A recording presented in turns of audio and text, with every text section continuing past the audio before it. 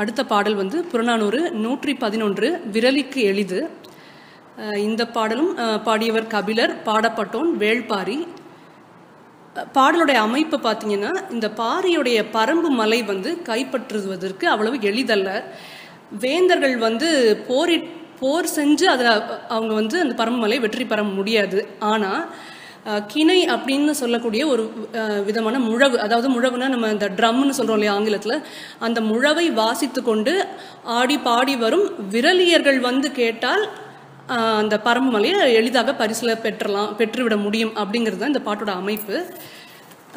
திணை வந்து இவங்க தில்லை சொன்ன மாதிரி இதுவும் நொச்சி திணை தான், அதே திணையை சார்ந்த பாடல்.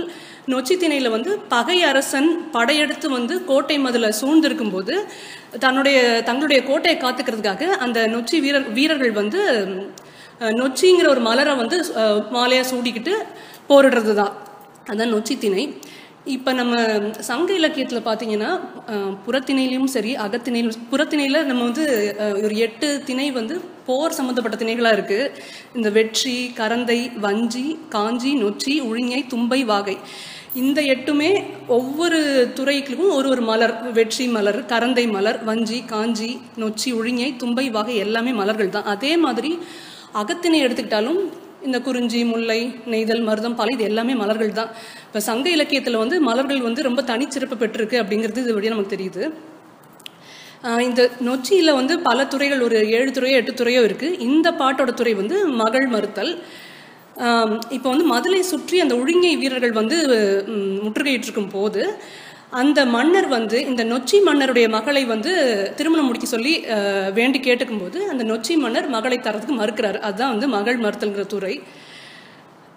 பாட்டு வந்து நம்ம பார்ப்போம். அளிதோ தானே பேரிரும் குன்றே, வேலின் வேரல் வேந்தர்க்கோ அரிதே, நீலத்து இணைமலர் புரையும் உண்கண், கிணை மகட்கு எளிதால் பாடினள் வரினே.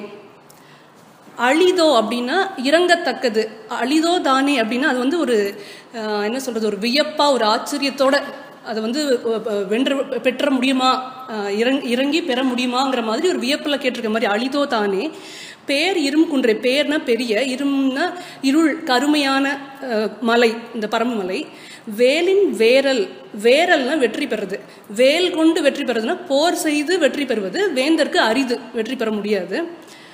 நீலத்து இணைமலர், நீல நிறமுடைய பூக்களுக்கு இணையான, புரைனா ஒத்த, இந்த இப்போ நம்ம சங்கத்தை பாட்டுலாம் சங்க இலக்கிய பாடலாம் நிறைய அண்ணன் வரும், அந்த மாதிரி இந்த புரையும் அதே மாதிரி பொருள் தான் சொல்கிறாங்க. அதுக்கு உவமையா உண்கண் அப்படின்னா மையை உண்ட கண் அப்படின்னு அதுக்கு பொருள் சொல்கிறாங்க. அதாவது மை தீட்டிய கண்கள்.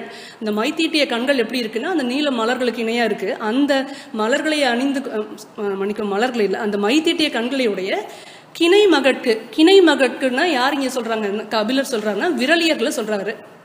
இந்த கிணைங்கிற அந்த உழவு வாத்தியத்தை வாசிச்சுக்கிட்டு அவங்க பாடினள் வரினே வாசிச்சுட்டு அவங்க பாடிக்கிட்டே வந்தால் இந்த பரம்பு மலையை எளிதில் பெற்றுடலாம் அப்படிங்கிறது தான் அதோட பொருள். நம்ம இந்த முன்னாடி அந்த மூவேந்தர் முன் கபிலருங்கிற பாட்டிலே பார்த்தோம், இந்த பாரியுடைய பரம்பு நாடு வந்து எவ்வளவு வளமிக்க நாடாக இருக்குன்னு. அந்த உழவர்கள் உழாமல் கிடைக்கக்கூடிய 4 விதமான உணவுப் பொருட்கள், இந்த வள்ளிக்கிழங்கு, அதுக்கப்புறமும் வேரில் பழுத்த பழா, மலைத்தேன், சிறிய இலையுடைய மூங்கில் அரிசி, இந்த 4ம் விளையிறதுனால ரொம்ப செல்வ செழிப்பாக இருக்குது. அது மட்டும், இது வந்து அந்த மலை வந்து வளமிக்க மலையாக இருக்கிறது மட்டும் காரணம் இல்லை, பாரியுடைய என்ன சொல்கிறது வீரத்தையும் வந்து சிறப்பித்து சொல்கிறாரு. இந்த 2 காரணங்களாலும் மூவேந்தர்கள் முற்றுகையிட்டாலும் அந்த பாரி மலையை வந்து பாரியுடைய பரம்பு மலையை வந்து வெற்றி பெற முடியாது. ஆனால் எப்போ வெற்றி பெறலாம்னா இந்த விரலியர் வந்து கிணையை வாசித்து கொண்டு ஆடிக்கொண்டும் பாடிக்கொண்டும் பரிசில் கொடுங்க அப்படின்னு கேட்டால் பாரி வந்து தன்னுடைய பரம்பு மலையும் கோட்டையும் வந்து கொடுத்து விடுவார் அப்படிங்கிறது தான் அதுக்கு இந்த பாடலுக்கு பொருள். இந்த விரலியருங்கிறது என்ன யாருங்கிறதுனா கூத்தர் அப்படிங்கிறவங்களுடைய பெண் பால் அப்படின்னு சொல்லுது. கூத்தர்னா அந்த கூத்து வேஷம் போடுறவங்க, ஆடி பாடி நடிக்கிறவங்க. அவங்க வந்து அந்த பன்மிசைக்கு ஏற்ற மாதிரி ஆடுவாங்களாம். பாட்டோட பொருளை உணர்த்துற மாதிரி உடலை வந்து அசைச்சு காமிப்பாங்களாம். அந்த மாதிரி அவங்க உடல் உறுப்பை அசைத்து காமிக்கிறதுக்கு பேர் விரல் அப்படின்னு சொல்கிறாங்க. அந்த விரல்ங்கிறதுலேருந்து தான் விரலின்னு வந்திருக்கு அப்படின்னு சொல்கிறாங்க. இதில் வந்து இந்த முனைவர் பிரபாகரன் அவர்கள் உரையில் என்ன சிறப்பு குறிப்பு போட்டிருந்ததுன்னா, விரலியர்களும் வந்து அவங்களுடைய அழகால வந்து மயக்கி பாடிட்டு வந்து பரமமலையை பெற்ற முடியாது. பரிசில், அதாவது இந்த பறையெல்லாம் இந்த கிணையை வாசித்து பாடி அப்படி கேட்டால் தான் வந்து பரிசில் பெற முடியும் அப்படின்னு சொல்லியிருக்காரு. எனக்கு இன்னொன்று என்ன தோணுச்சுன்னா, அதாவது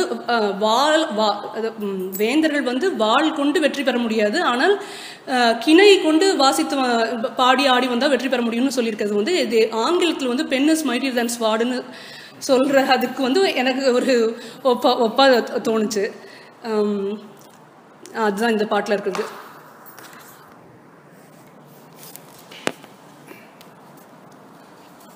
இது வந்து 111வது பாட்டு, ஜார்ஜ் ஹார்ட் மொழிபெயர்ப்பு.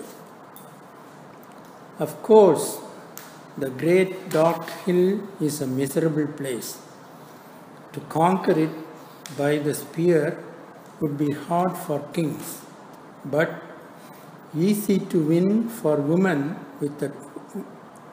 with a drum, her blackened eyes like two blue water lilies if she comes to it singing.